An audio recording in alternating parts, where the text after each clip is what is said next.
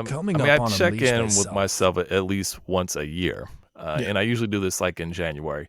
And uh, I don't necessarily want to call it resolutions because it's not really resolutions. It's more like goals that I do for the year. And so I look at like really what I feel I deem my purpose to be, but then I also look at different areas of my life, and I call these the five forces of balance.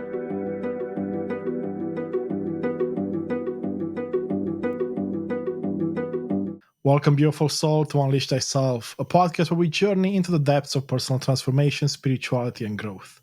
I'm your host, Konstantin Morun, and today we welcome Jeremy Haselwood.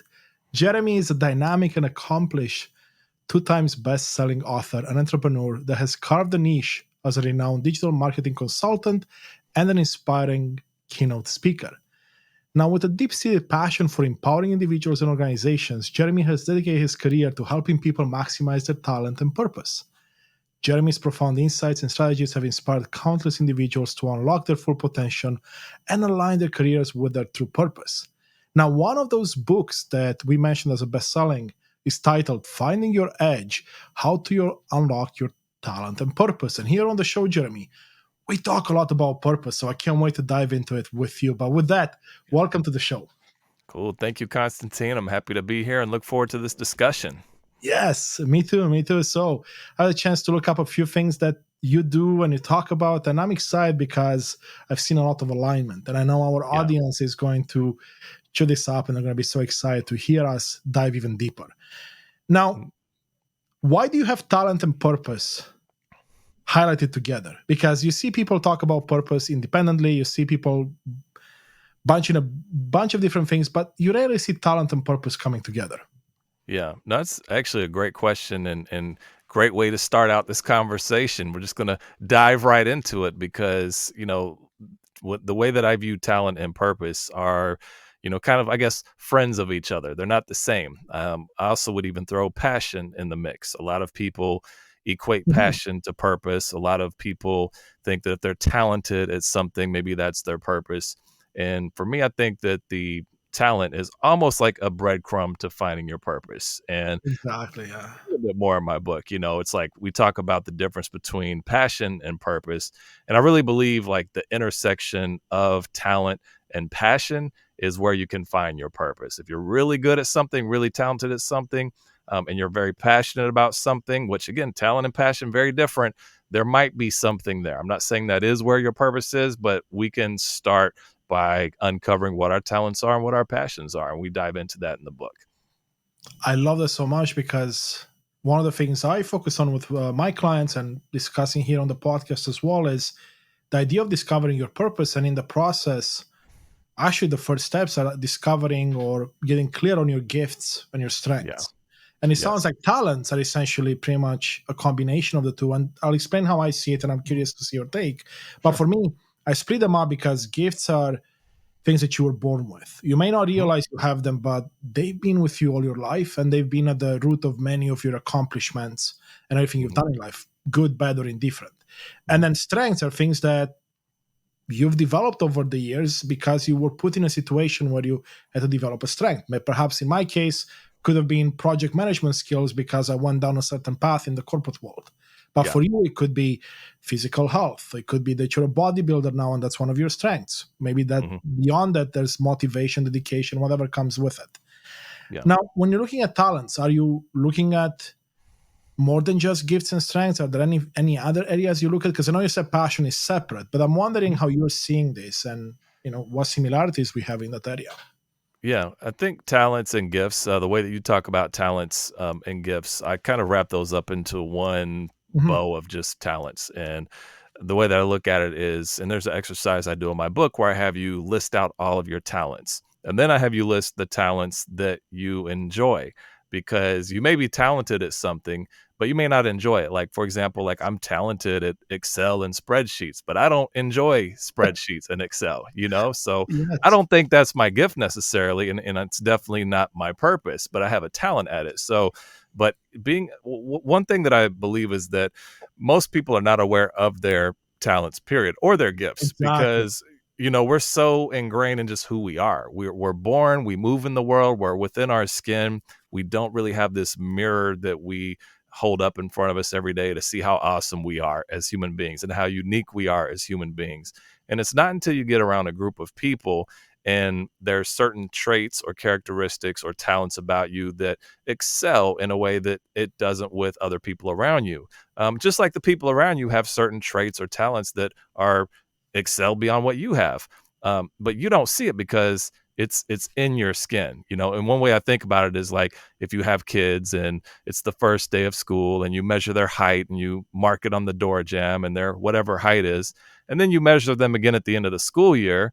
They're like, wow, they've grown 2 inches this school year. But you don't see the growth because you see this child every single day. But when you look back at what it is, where it was, you're like, oh wow, this person has grown. So we don't see our gifts most of the time because we're just every single day we see ourselves in the mirror, we live our life, and we don't pay attention to it.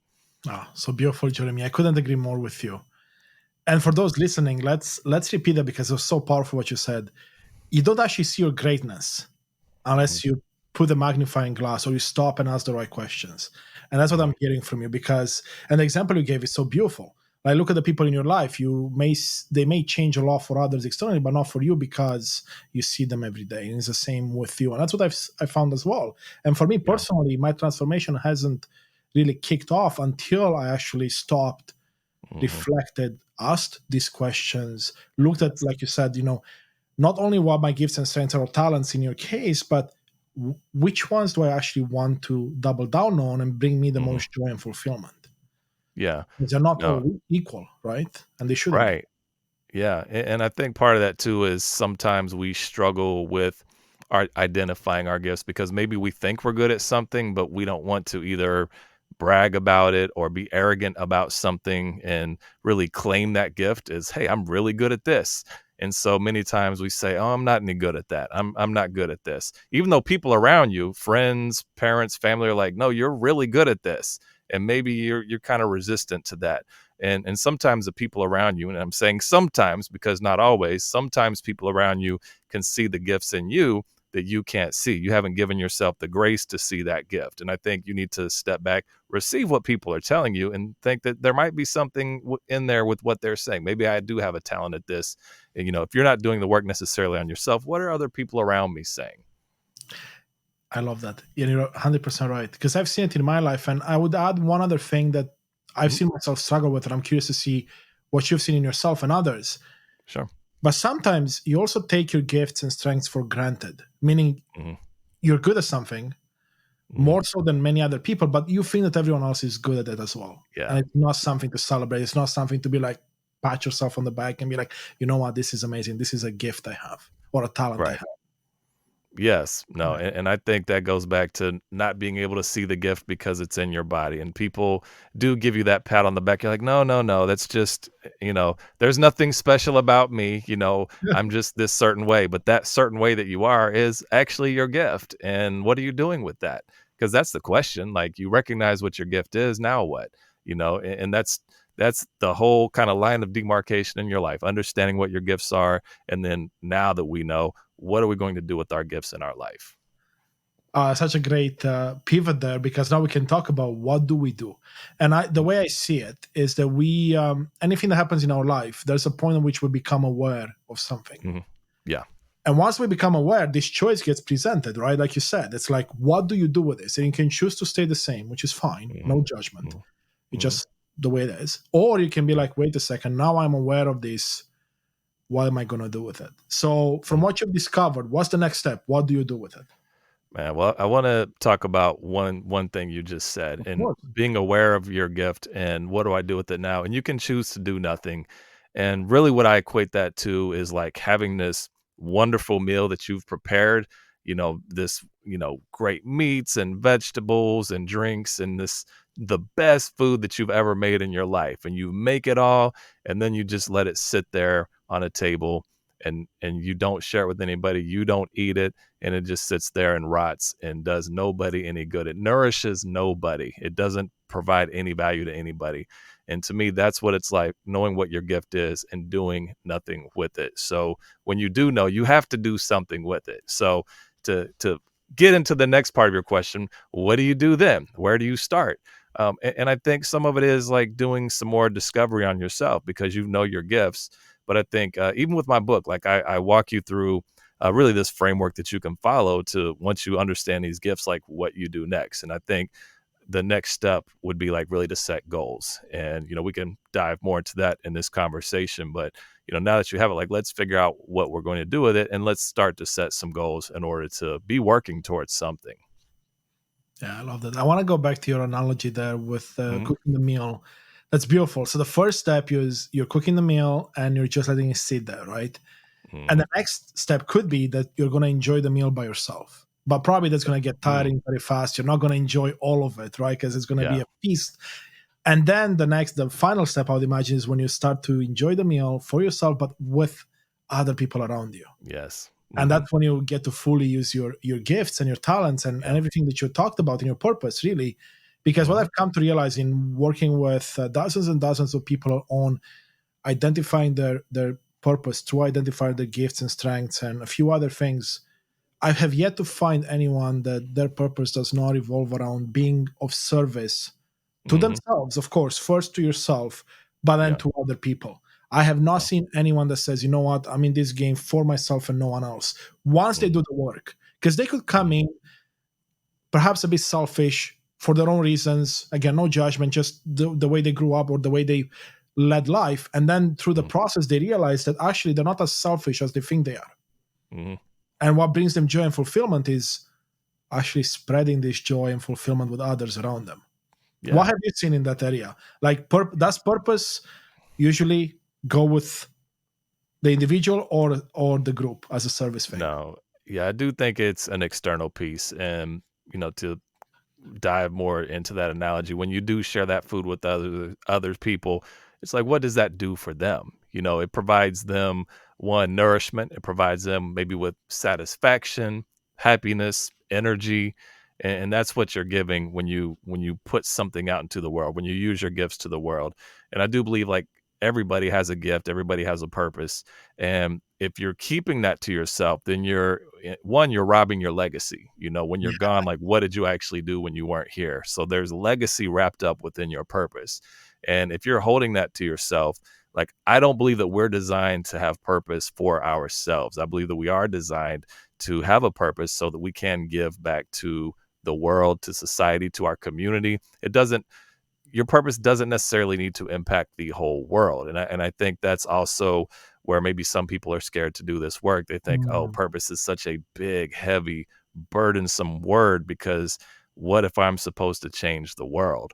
But the question is, what if you're not supposed to change the world? What if you're just supposed to change your neighborhood or your community or your town or the social group that you're in? Your purpose doesn't have to be tremendous, but you're here to help somebody out in this world or somebody's. So don't be overburdened with this big, heavy purpose. Purpose is actually a gift in itself. So beautiful, Jeremy. I want to emphasize something and highlight what you just said there with the legacy Mhm. and purpose. Mhm. And for anyone in the audience, if you're not taking notes, you gotta take notes. What Jeremy is saying here is called that your purpose will lead to your legacy, right? If you're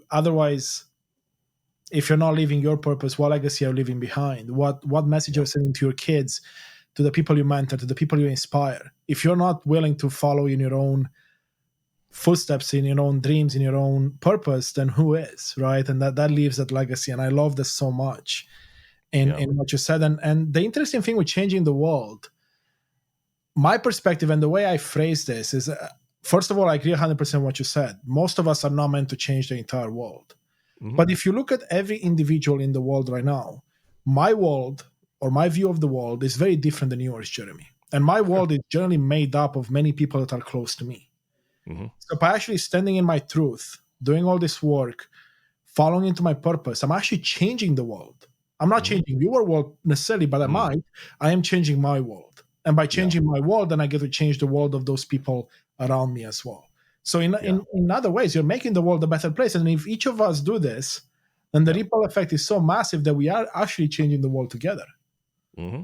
No. Hey, it's Konstantin here, and I want to take a brief moment to truly thank you for being a part of this incredible journey of transformation. You are the reason we are creating this content. I see you and I appreciate you. Your support truly means the world to me. I want to ask you for a small favor. I'd love for you to join our mission by hitting like, subscribe, or leaving a thoughtful comment or review. Your engagement helps others discover these insights, and together we can continue to unlock the power of authenticity and personal transformation. Thank you for being a part of this movement. Now, back to the episode. No, Yeah, that's very true. You can quantify the world as this sphere that we live on and billions of other people live on, or it can be qualified by just people's worlds. Like my world and your world, like you said, is very different. You go to other cities, towns, countries, and down to the individual in their world, the people they interact with, their culture, their habits, like that is their world. So maybe the world that you change is your own. exactly, exactly. And that's enough most of the time, Mhm. right? And our Oh yeah. growing can be much more than just your own world. I've seen it in my life, and I've been on this path only, let's say, for a few years, Yeah. very aligned, and I'm seeing the changes happening in my own life, but also the people around me. And it's like it's magical to witness because I never thought it was possible before I embarked on this journey years ago. Yeah. No, it's very gratifying, and you've probably found this whenever you put that positivity out, when you're living in your truth and your purpose, and you're giving that out to the world, to your world, and to get that affirmation from somebody who you made a difference with in their life, even if it was just for that day or that moment, you're Yeah. like, wow, like this really affirms that I'm doing the work that I'm put here to do.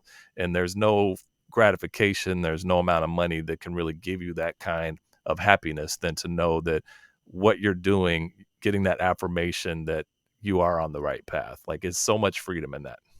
Oh, you're absolutely right. So much, 100%. Now, when we look at your book, right, it's called Mhm. Finding Your Edge. And then the Yeah. second part is how to unlock your talent and purpose. Yes. Talk to us what finding your edge means to you, because again, like many other things, it can mean many different things. And I know you Sure. have a beautiful take on it. Yeah, actually, EDGE it has multiple meanings, and it is an acronym for the model that I use that I walk the reader through in helping to find your purpose.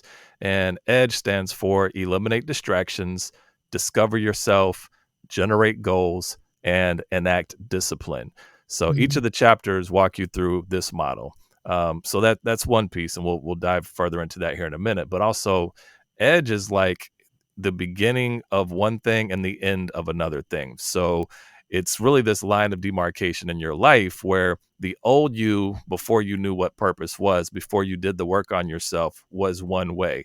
And you're on the edge now. You're finding your edge. You're doing this work on yourself. You're eliminating distractions, discovering yourself, generating goals, and enacting discipline. And on the other side of that edge, the beginning of something new is your new life towards happiness, freedom, joy, giving back, sharing your purpose. So that is the edge. It's finding your edge, and the how to unlock your talent and purpose is really the edge model that I walk through within the book.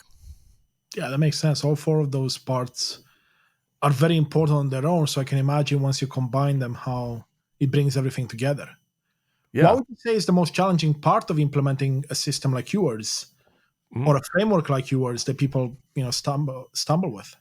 Yeah, I think it's the first and the last step. So it's the eliminating distractions, and then it's the enacting discipline.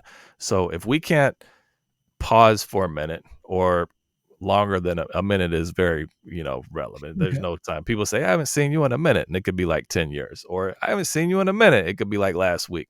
But pause for a minute, whatever a minute is.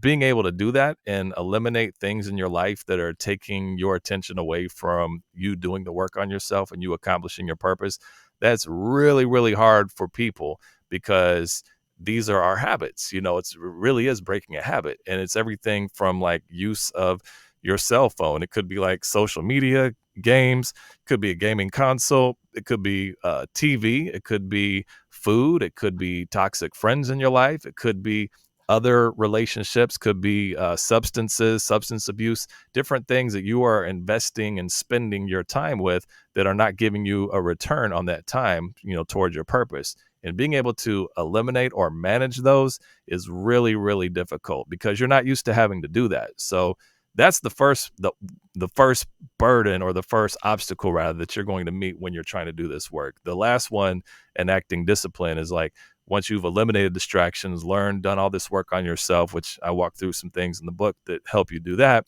and then you generate your goals. If you're not doing something consistently with this new information about yourself and your goals, you're not going to be able to really live your purpose either. So, these are the two really difficult phases of doing this life transformation work on yourself. Yeah, I can definitely see that. And I smile here a lot because I'm looking at how similar our approaches are, yet how different and how complementary they can be.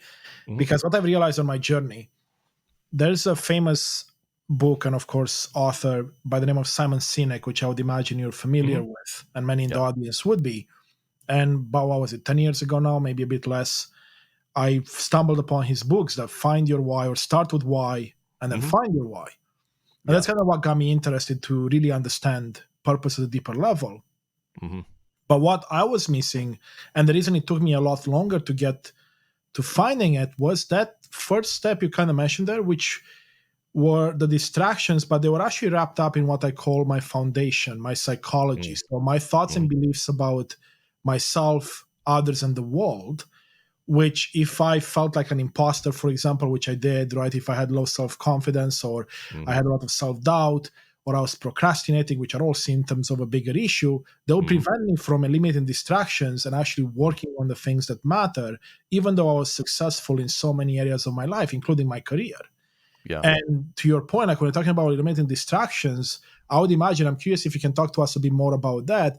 It goes, or it should go, much deeper than just the surface level. Like, let's say my distraction, a big one before, was gaming, right? Hmm. I would do my work day, I'll put my 60 hours a week, and then all I Hmm. would want is to game, play Yeah. soccer, or watch Netflix with my partner.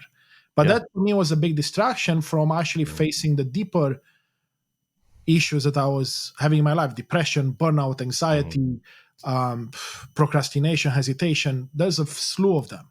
Yeah. And it wasn't necessarily that I had to eliminate them, but I had to get to a point where I understood what they were doing, got clear Yeah. on my purpose, and then in the process, because I got so clear, they got eliminated by themselves. So I Yeah. can see it go both ways. But anyway, I'll pass it back to you. I'm curious.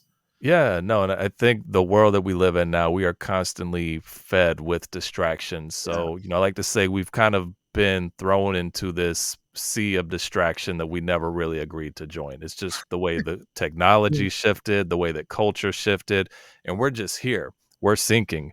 And I think I don't know, like I like Billie Eilish, and I before I knew like her new album drop, like they showed the cover art of her album, and I was like, oh my gosh, that's like people in distraction. And that's how I saw it. That's probably had nothing to do with the meaning of her album cover, but it's basically her submerged in water, and it looks like she has a phone in her hand, but she may not. It may be something else. Mm. But I saw that and I was like, man, this is a great visual for how we are in distraction. We're like drowning in it.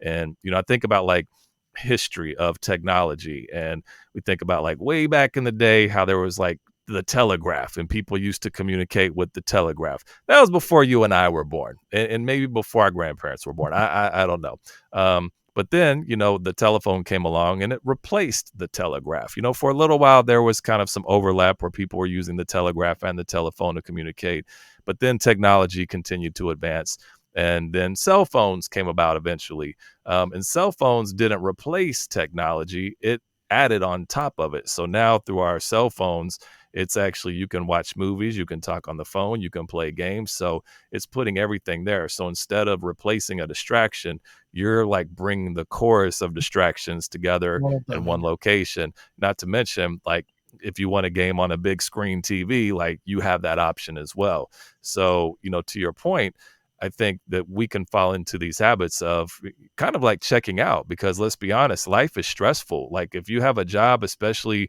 a job that you don't like, you may just hate the job, get home. Like, I just can't wait to get home and Okay. play games or watch TV because I need to check out. And honestly, like, that's okay to do sometimes, not all the time. And I'm not ever going to say you should never watch TV or you should never game, like, because I do think there needs to be some balance in life. If you're just go, go, go, go, go all the time, and you're not taking time for like self-care and things that actually fuel you personally, like playing games, like streaming movies or whatever, like you need to add more of that into your life, because there won't be happiness either if you're always in go mode. But it is, to your point, like being aware of it, like, whoa, I just spent the last 5 nights when I've come home playing, 45 hours of games. Like, that's Yeah, crazy. And it's follow like, me. if, Yeah. yeah, so it's like if I did that every single week for a year, how many months of my life did I lose to gaming? And meanwhile, my purpose is just in the background, like tapping you on the shoulder, like, hey, what about me? Like, I'm just tag me in. I'm ready. Like, I'm here. So we have to pay attention to that. We do, absolutely. And I mean, I look back at my life and I see a lot of similarities with many other people I know. Right? Hmm. There's a fine balance, like you said, between distractions and following your purpose. And what I do these days, and what I talk a lot about with people that I coach, but also in all areas of life, is now that you know your purpose, it's Hmm. much easier to tell if something is a distraction or if it's Hmm. actually enhancing your life or building upon the purpose. Now, I Yes. still watch some movies. I just went to a movie last night with my partner. Yeah. It was part, like you said, of the self care. Is it really enhancing my purpose or not? Well, if my purpose is part of it is to give back and improve my relationships, let's say, marriage with my Hmm. partner, that's part of Yes. my it's part of my routine to enhance my, Yeah. because I know both of us enjoy that. Or maybe Yes. she enjoys it more, right? But Hmm. if I were to go back to gaming, what does that do for me? Is it a Hmm. distraction or is it actually enhancing what I do in life? And Yeah. when I'm very clear on that, it's so much easier to make decisions, to the point that Yeah. literally I went from gaming, I don't know, 20 plus hours a week to 0 hours Wow. within like That's a week, awesome. right? Because I Yeah. got the line, I'm like, okay, well, I know what I need to do. Because he Yeah. was no longer giving me what I was, because he was essentially for me, and I'm curious to see your take, but for me, what I've come to realize that the gaming was an Hmm. escape, right? Like you Hmm. said, you come home from work, or in my case, I was working from home, Yeah. and I was working a lot of hours. And despite having the success, the promotions, the money, all that stuff, it wasn't like fulfilling me. So then I was Yeah. like, I want to forget about that until I have to worry about it again. So then I would Mhm. put my hand to the games because they were fun. And I had Yeah. the illusion that I was doing something productive because I'm pretty good at games, as many other Mhm. things. So I was competing at a high level, but it Yeah. wasn't really getting me closer to any of my actual goals. Right. Right. Yeah. No, it's interesting because in my early mid 20s, like, I'm not gonna say I was a big gamer, but it certainly was a distraction for me. Like, I used to love like the NCAA college football, Yeah. and because I'm a big college football fan, so it's like you're in the game, you create players, and I get so into it. My roommate and I, we would just play hours and hours, and I loved it, and it's so addictive too. It's like you win a game, you're like, man, let's play again because we're gonna win the championship this Oh year, yeah. and if I go to sleep, like, let me just get one more game in, and then an hour later, you're just like, man, all right, I've spent so much time. So it got to a point where when my roommate moved out, I was like, I'm not getting a gaming system. And I haven't owned a gaming system since then. Like, we have one, like when I got married, like, my wife and my daughters, they have like a gaming system, but we never use it. So it's kind of one of those things, like, if you have a history or a habit, just whether it's an addictive substance, illegal substance, whatever, and there's that addiction there, it's like it's better not to scratch that itch because it's so easy to Yes. fall into it. Like, I play games on my phone now, probably more than I used to. And even now, it can become a distraction if I allow it to be. And there's times I just delete games off of my phone because I'm like, I'm aware that this is taking a little bit more time than I want to spend on it, and I need to use that time better. So, and I don't know how it is for you, but for me, when I did not re-up and get a new gaming system, it's like I don't miss it. I kind of reflect back and it's more nostalgia, like, man, it was really cool playing that game, but I don't necessarily want that again in my life. And you realize that you're better off, you're actually happier, you're getting more done in life, and life is actually better when you are able to manage or get rid of those distractions completely. Oh, I couldn't agree more with you, Jeremy. And looking back at it, right, and you got me thinking of it again. It filled the role back in the day when I gamed as much as I did. And Hmm. there was a period where I was a professional gamer, you can call it. This is back Yeah. in my early 20s, and then I Hmm. played professional poker for a while online. So Mm. they had a purpose, right? There was a, Yeah. let's say, a financial purpose, perhaps career purpose. But Mm. beyond that was just a distraction that's built into an addictive distraction because my life wasn't what I would have wanted to be despite the external success. Yeah. So when I look back, it's like, yeah, he filled the purpose and he was there to remind me of all these things that I was trying to avoid, but I wasn't paying enough attention to it. And when I was, I didn't know what to do with that information because it was too painful, too hard. Maybe I didn't have the right role models or I wasn't doing the right research. But once I started doing some of the work that you talk about in the book, and that's why, like just talking to you, I'm going to definitely pick up the book and refresh myself to see if I missed anything myself in my Yeah. process. But also anyone listening, if you haven't done the work, you got to pick up this book. I mean, this sounds fantastic, right? And I'll plug it Yeah. one more time. It's Finding Your Edge: How to Unlock Your Talent and Purpose. And it is on Yeah. Amazon. Do you have an audio version for it? Because I wasn't able to find it before we were talking. Yeah, yeah, actually on it's on Apple Books, so you can get the audio Okay, version of it on Apple Books, and then it's also on Audible. So, and I awesome. did read the book. So if you like my voice, get the audio book. If you hate my voice, then just get like the paperback or hardcover or whatever. Perfect. Um, it, yeah, it was funny. I was actually talking to some people earlier today about books, and we were talking about audio books, and someone's like, "Yeah, you got to have a good voice though, because I got this audio book and I couldn't stand the person's voice." I was like, "Man, I hope people like my voice, but." Some people may not, and I'm okay with that. Yeah, well, not everyone's cup of tea, but I'm sure Yeah. most people will resonate with your voice. Yeah. And to me, I've read books where the voices were a bit iffy if the content resonates, right? And I Yeah. find the content is so valuable. And I mean, everything that you've talked about, everything I've seen of you, I mean, makes me want to pick up the book. And I'm someone that's done a lot of work in this area, but Yeah. no, there's so much more that can be done over time, right? Yeah. Because this is actually a question for you. As Yeah. I've gone, let's say I defined my purpose in my case a few Mhm. years back now, 3 years, give or take 3 years. Sure. But I've refined it a lot since then. It's still the core idea is still there, but it's been Mhm. refined over the years. Mhm. And now it's gotten to a point where I'm really happy with it. And what changes is how I execute on it, right? So the Mm. what stays similar, but the how keeps evolving and different hows appear. Yeah. Now, in terms of adjusting your purpose statements and whatnot, what have you Mhm. seen? Like, is there something that you do regularly every X amount of months or years or days, even? I mean, I check in with myself at least once a year, Yeah. and I usually do this like in January. And uh, I don't necessarily want to call it resolutions because it's not really resolutions. It's more like goals that I do for the year.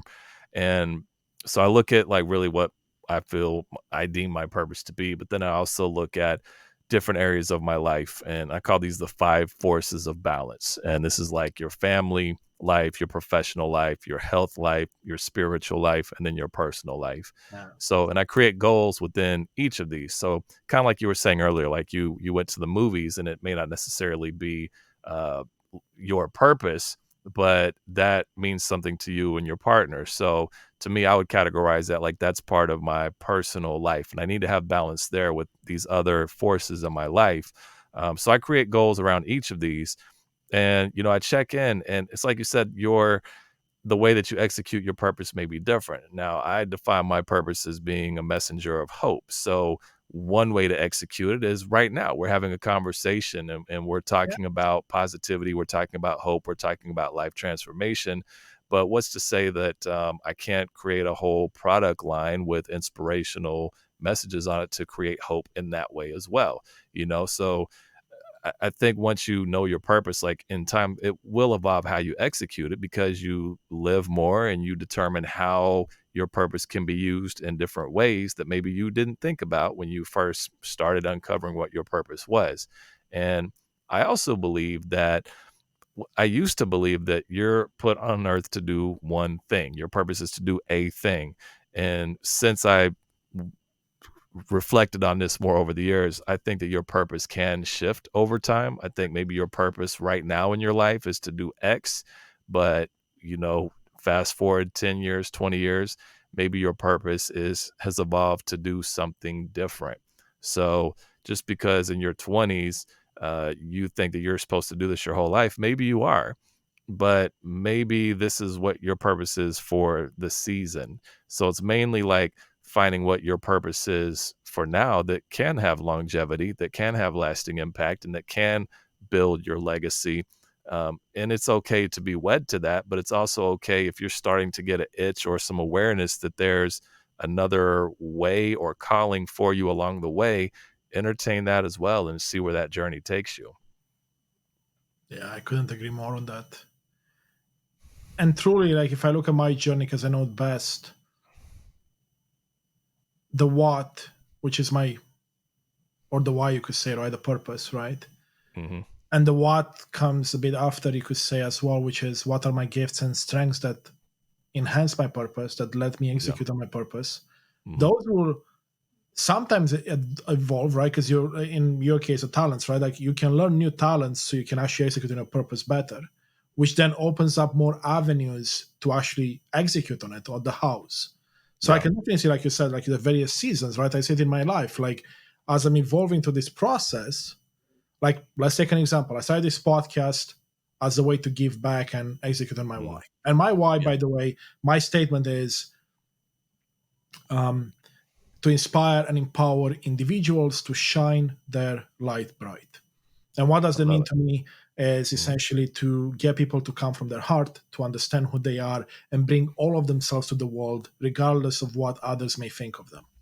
Yeah. Right. And then one way to do the podcast, in which I bring people like yourself to bring hope up, right? To Hmm. inspire people, to empower people. So then they'll be like, you know what? I can be like Jeremy, or I can learn something from Jeremy and bring something to the world.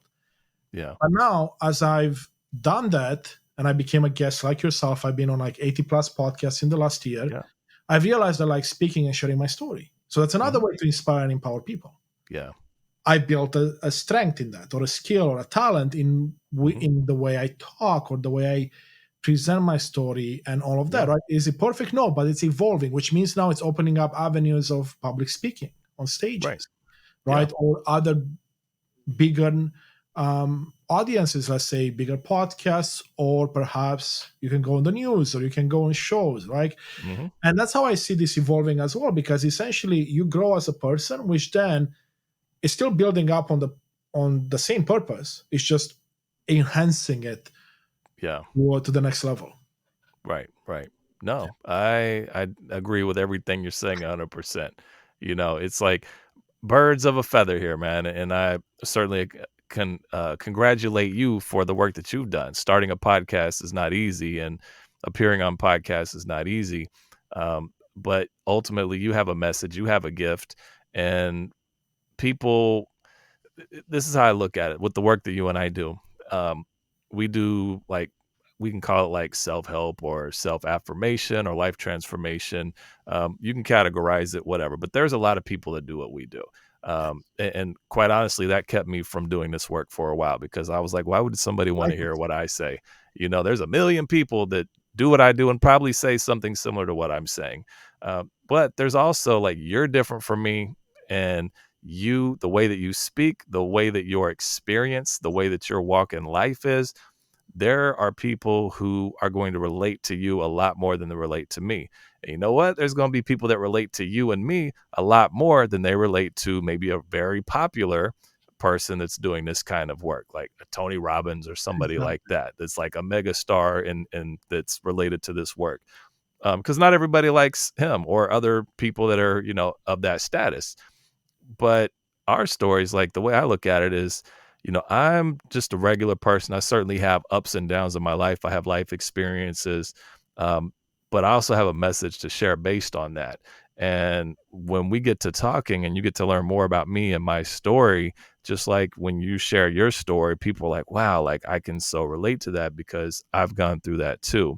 And so, and you're a regular person like me, even though like these other celebrities or whoever, they're regular people too, but we look at them different because of We the do. platform that they have. So, you know, I want to commend you and just hope that the work that you're doing, that you do continue to put that out and you are received well. And regardless of whether you know it or not, and you may know it, like your message matters and what you're saying to people and the platform you have, like there's someone and probably some bodies out there that have heard something you said and were motivated that day to do something. Absolutely. No, I appreciate the kind words, brother. And everything you're Mhm. saying resonates so well for everyone in the audience as well, because I agree with you.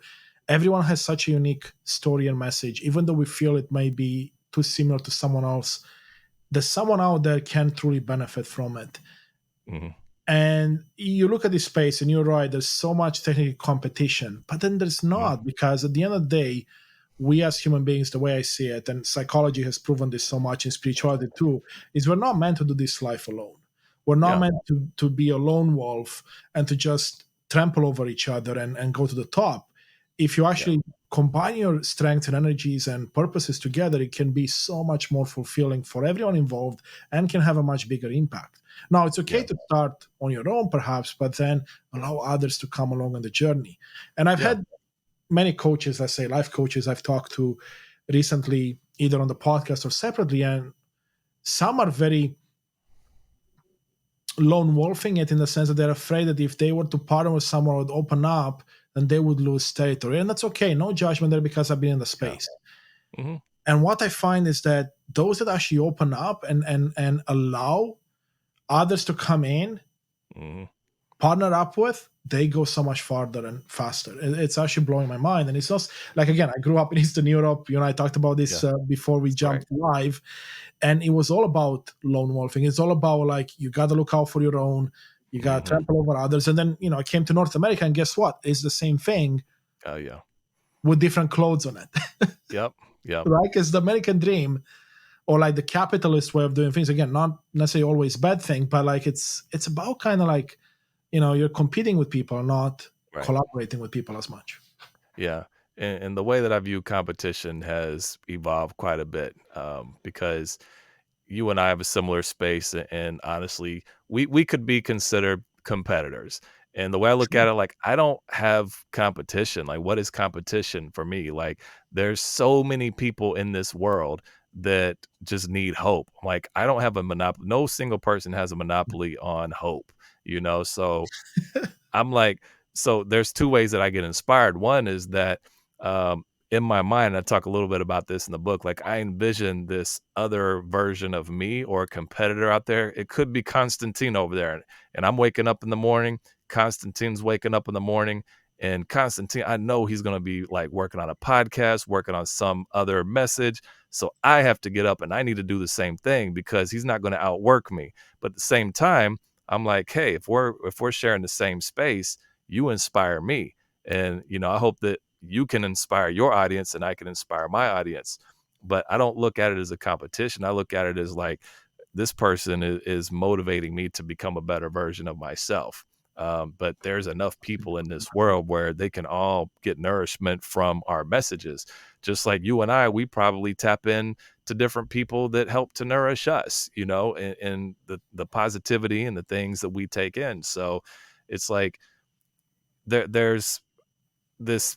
I'm not threatened is kind of the bottom line of what I'm saying. I'm not threatened by competition because you're not my competition. I don't mean you necessarily No, no, of personally, but I'm course. just like, in general, like, we're Yeah. not even competing, man. I'm doing my own thing, and if people gravitate towards me, cool. If they gravitate towards you, it's all good. I'm still gonna do what I do because that's my mission, that's my purpose. And when you know your purpose, you're not caught up in competition because your purpose is going to happen whether they want it to happen or not. So you just stay focused and live your life according to what you've discovered about yourself and what your purpose is. And nobody can take that away from you. It doesn't matter if it's competition or not. Like, your purpose and your goal and what's set to be accomplished for you is going to happen regardless. What a beautiful message. And I couldn't agree more with that, because the way I say it as well is that you're really in competition with yourself, meaning that, Mhm. am I better than I was yesterday? Am I better than I was a year ago? Am I Yeah. going down the path I want to go on, or am I being distracted and deviating from it? Yeah. And at the end of the day, if we were to shift how we see competition, and you gave such a beautiful example, when you look at other people, like I look at you or others, it's for inspiration. If Jeremy Hmm. can do that, wow, I can do it too, if I Yeah. want to, if it Hmm. serves me, if it serves my Right. purpose. Yes. Because for you, it might not be like, you may not want to have your own show, and that's fine. Right. You do public speaking, right? Which is something I don't play in, right? And the Hmm. beautiful thing is, in our audience here, we have, I don't know how many thousands of people listening to this. By the time Hmm. it's all said and done, Yeah. there's going to be a percentage that's going to resonate a lot more with you and your voice, and they're going to resonate with me, and vice Hmm. versa. And that's Yeah. okay, because at the end of the day, it's not like, when I look at shows like this, when I look at the stuff that we do, We do it for whoever is out there, not necessarily for us. But in the process, we get so much in return as well. I'm not talking just Yeah. material stuff, but like our own fulfillment and our own joy and satisfaction and hope, right? And Hmm. inspiration. Because Yeah. my clients inspire me every day. Like when I Hmm. jump off a call with someone like yourself, even a partner, Hmm. let's say, or someone I see eye to eye, or a client, it Hmm. makes my day Yeah. because I get inspired from their stories. I get empowered from the things that they do. Hmm. Yeah, it is fuel for sure. And when you come off of a call or at the end of this conversation, I already know the rest of my day is going to be good because you're giving me energy and fuel right now, you know? So when you have that conversation, whether it's with someone that you were able to assist, when you assist somebody and you get that affirmation, they actually help you and they don't realize that. You could be coaching somebody, inspiring somebody, having a good conversation, but the way that they respond actually helps you to grow and helps to nurture your soul as well. So it works both ways. However, on that coaching end or the audience end, they feel like they're the ones being inspired or fed. But man, it's like there's no better feeling than like if you're delivering a let's say podcast, or if you're on stage and you're saying something, it resonates, it lands with your audience, you're doing a workshop, and then after it's all said and done, you have people come up to you and they just tell you how much that meant to them. And maybe it made them think about things that they haven't thought about since childhood. And it brought them to a place in their life and a reflection that they've really needed. And they're so grateful for you showing up today. And I'm just like, wow, thank you for saying that, because they didn't have to say that. You know, like when people take the time to do that, that's a gift in itself, and being able to receive that positive feedback. And you're going to get some haters too. So I haven't looked at all of your ratings on your podcast, but you probably have a couple of haters. I hate it. It's boring, whatever, whatever. And there's always going to be people like that. I had like someone leave a 1-star review of my book. One person left a 1-star review, and I'm like, for real? You didn't even leave like a message and say anything about it. You just put a 1 star, but every other review has been like 5 stars. So I'm like, okay. And that inspires me too. I get inspired by the highs, I get inspired by the lows. But either way, like I'm getting up, I'm working, I'm doing my purpose. Yeah, that's beautiful, Jeremy. And what a beautiful spot for us to bring it full circle. And before I let you go, of course, the links to the book and your website and everything else will be in the show notes. But is Okay. there a final message you want to leave the audience with as they embark on this journey to get more clear on their purpose, their identity, their strengths, their talents, all of that? Yeah. I think the message is really, if you're in a place in your life where you're going to work every day, 9 to 5, and you know that there's more to life than what you're doing, and you've kind of got this, I don't know, this feeling in your stomach, your chest. You're like, man, I know I should be doing something different. Or you're falling into complacency where you're just going through the motions, but you know you have more to offer this world. Like, do something about it. Like today, you can do something about it today. That's the beauty of technology. It's like, Yes. listen to more of Constantine's podcasts, download my book, like do something today that is actually going to start the work to change and put you on a different trajectory. Because as you've heard in this conversation with Constantine and myself, it's like we're doing things and we've tapped in. We're living that life. It doesn't mean everything is all perfect. We still have some ups and downs too. But I can tell you this, and I can tell from what Constantine has said, like the path that we're on, there's so much more joy and freedom and living a life where you have discovered your purpose and walked in it than the life that we had before that. So do the work, take one action today. Yeah. Love that, Jeremy. Thank you so much for being on the show. This has been a Yeah, I pleasure. appreciate it. Yeah, thank you so much, Constantine. I love this conversation, and I look forward to just hearing the comments and seeing what their breakthroughs were with this. Absolutely.